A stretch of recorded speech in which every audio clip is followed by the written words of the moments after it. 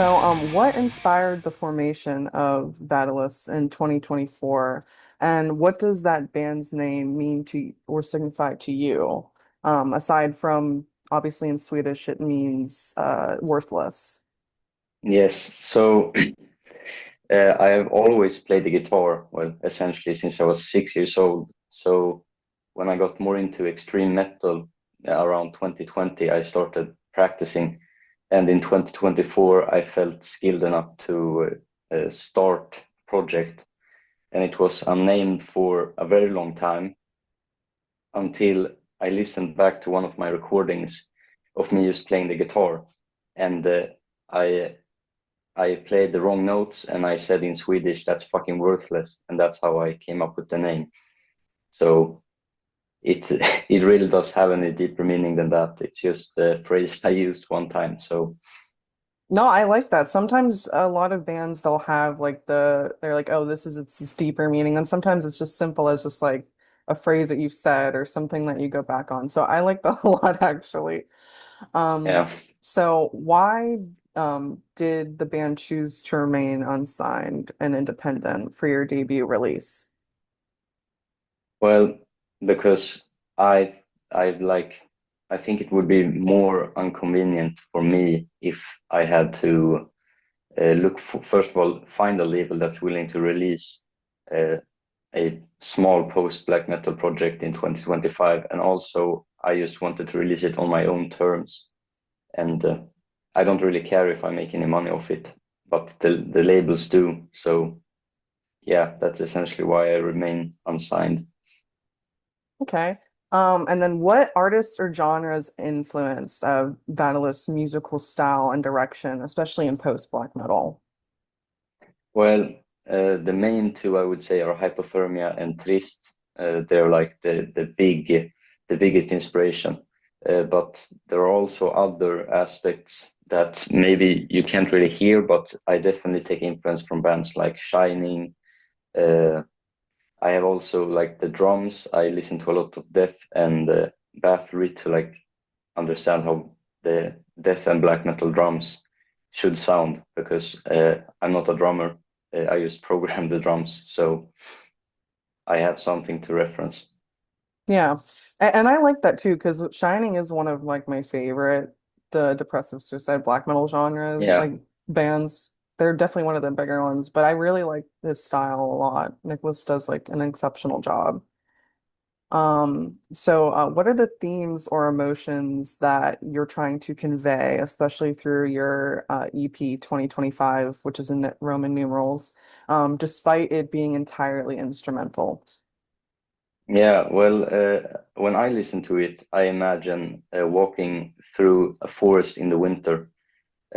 So that's kind of, I don't really know what feeling I would associate that with, but it's some kind of not really loneliness, but like you're content with everything. But I just think of forests when I make music. Yeah, I like that a lot too, because I was listening to a lot of bands or songs like that, especially like walking around during like the winter where I live. It's really nice and like you have like that sense of like peace or just like contentness that Yeah, you've described. Yeah.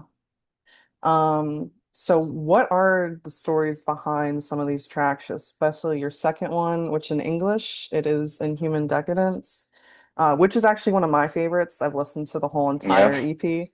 And then your third track, Darkness at the End of the Tunnel.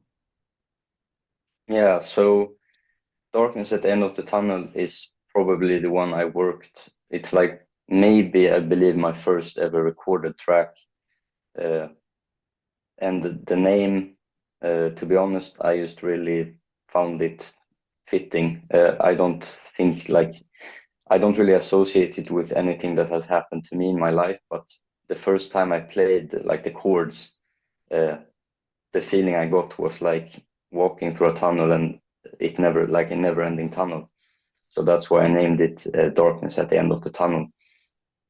And Yeah. in Human Decadence, I the fast pace of like the guitar riffs and the drums for some reason made me think of a person losing their mind. So that's why I named it Inhuman Decadence, like going down a horrible spiral. Yeah, I like that theme, that idea of like with the third track, especially because weirdly enough, I had a dream where I just kept going through a tunnel in a loop, and I don't understand how or why. So that's just really interesting. I just wanted to mention that. Yeah. Um, and then, so why did you choose to only release instrumental tracks for your first demo EP? Do you plan to do vocals for future releases? I hope to have vocals in the future, but for my next release, it will probably also be instrumental. The main reason is that I can't find a vocalist, and that me myself, I'm not good at all at singing. So I figured instrumental should do because usually vocals like break or make the track, in my opinion at least. So if I would have to sing, then it would be unbearable. No, well, I definitely get it. I mean, like there are a lot of like bands that are just instrumental and they're still very, very good. But I definitely agree it does take like a good vocalist to have a good track, especially for people who maybe focus more on a vocalist rather than the instrumentals. But someone as myself, I usually focus on the instrumentals more, and I think yours is like pretty exceptional. Um, how does the 2024 sorry, 2024 demo version of Wintercold differ from other tracks in terms of like composition or production? Well, I don't. There is the main difference is that I recorded it like the three other tracks I recorded from my amp to my computer, but the Winter Cold I recorded that with my phone laying next to my amp. So it's really just a video recording that I added drums to. So that's the main difference. And a smaller difference is also that I used a different drum sound for that particular track. But I don't think it's noticeable at all because it's essentially the same presets, just a few different hi-hats or something like that. Okay. And then can you describe Värdelös's songwriting and your recording process for your track 2025?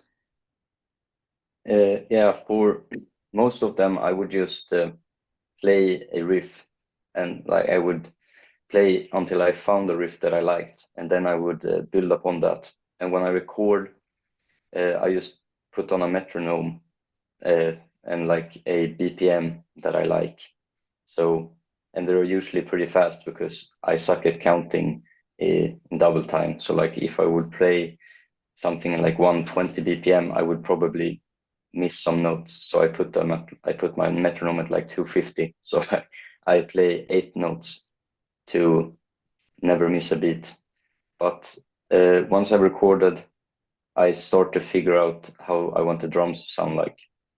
And it's usually uh, the usual case is that I want one part where it's just a kick snare in a basic rhythm, maybe like some kicks in between, and then I want kind of a blast beat, like just the kicks going off and a snare in between. So that's usually what I do, and in some cases I add bass, but I don't really think bass is necessary to be honest. So usually not. Yeah, I mean, I think it sounds great. So, I mean, either way, it all just depends on what you as the artist would like to do with it and go with it. And sometimes you may add, sometimes you may get rid of. And it also just depends on the albums. Like you might say in one time, like, oh, I want to have this. And then later on, you're like, okay, maybe I actually want to change it up.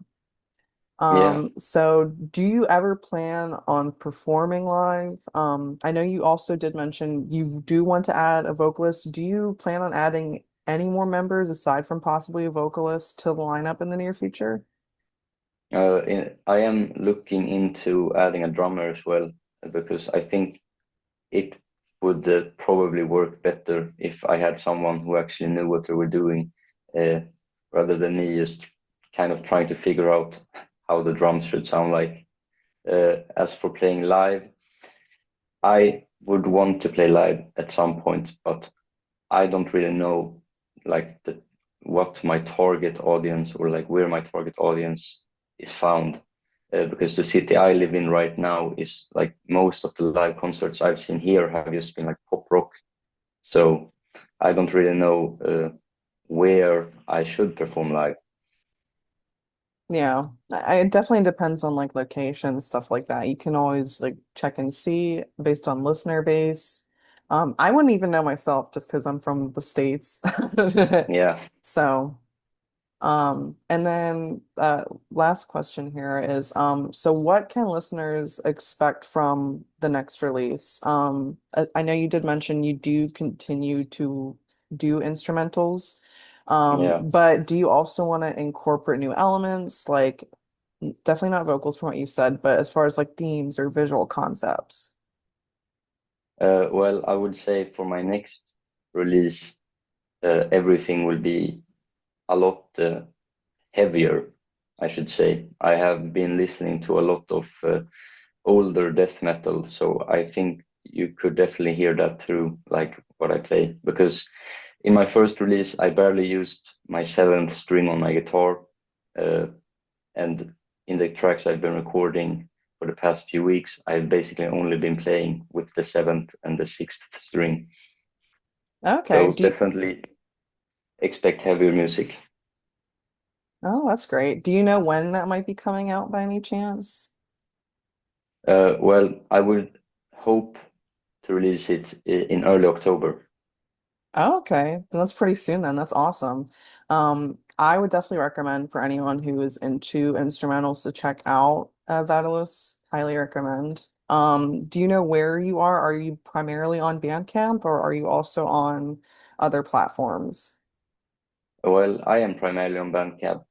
Uh, I don't know if the people listening know about the Spotify situation, but the CEO has been making some questionable decisions. So I decided not to support Spotify by not putting my music out there. And I know it makes like the music harder to access, but that's just kind of how it is at the moment, at least. Yeah, no, I completely get it. Well, thank you so much, Max. I definitely appreciate taking the time to speak with me about your band, and I hope that you have a very successful career as or as Thank far as it you. gets. Yeah, thank you.